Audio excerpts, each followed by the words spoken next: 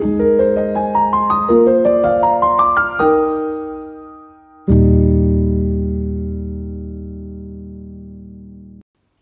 Bapak Ibu, bagaimana kabar Anda hari ini? Semoga kita semua masih dapat menikmati suka dan duka yang silih ganti kita rasakan sampai hari ini.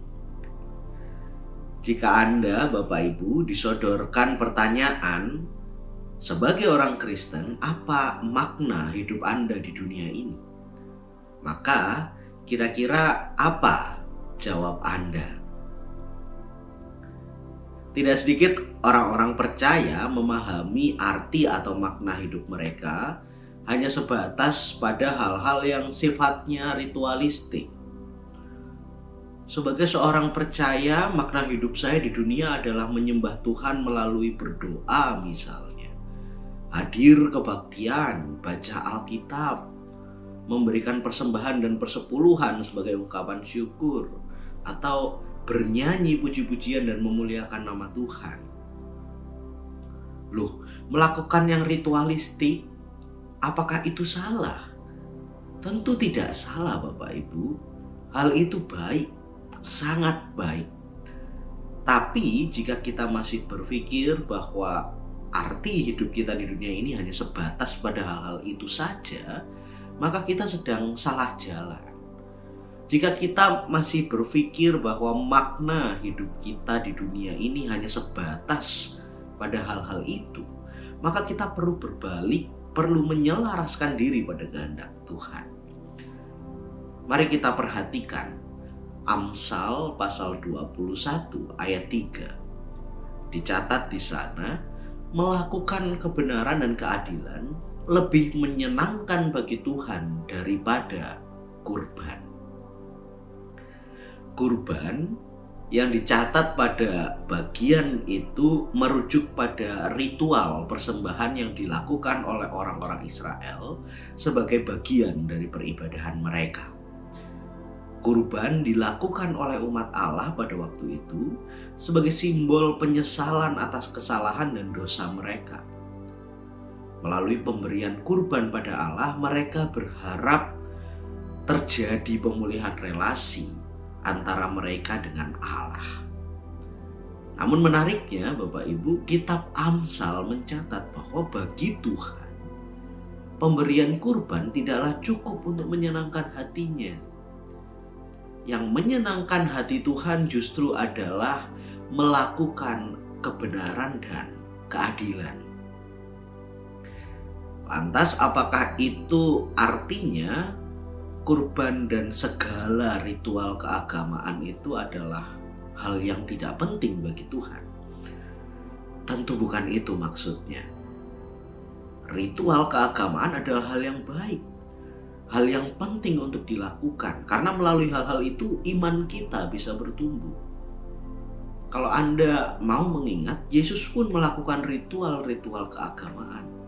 Yesus selalu punya waktu doa pribadi misalnya.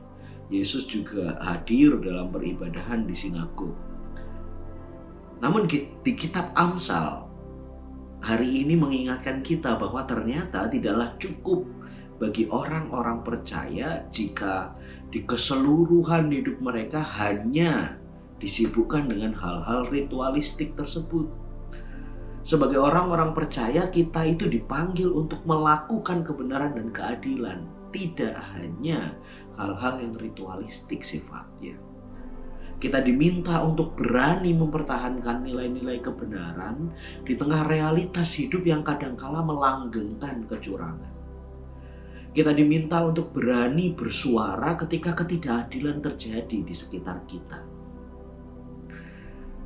Bapak Ibu, menjadi orang percaya adalah sebuah panggilan untuk hadir di sini, saat ini, dan dalam konteks ini.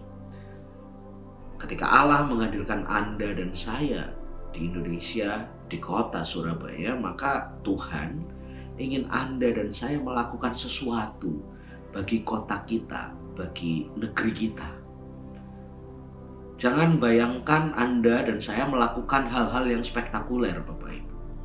Mari kita mulai melatih diri untuk melakukan hal-hal sederhana yang sangat mungkin Anda dan saya lakukan. Misalnya, kita belajar menaati regulasi hukum yang berlaku di wilayah kita. Kita belajar membuang sampah pada tempatnya. Kita belajar untuk tidak membuang-buang makanan. Kita belajar untuk membatasi penggunaan barang-barang sekali pakai dan lain sebagainya. Hari ini kita diingatkan oleh kitab Amsal tentang arti atau makna hidup kita sebagai orang percaya. Khususnya ia juga menambahkan di ayat 26 bagian B. Dikatakan di sana, orang benar memberi tanpa batas.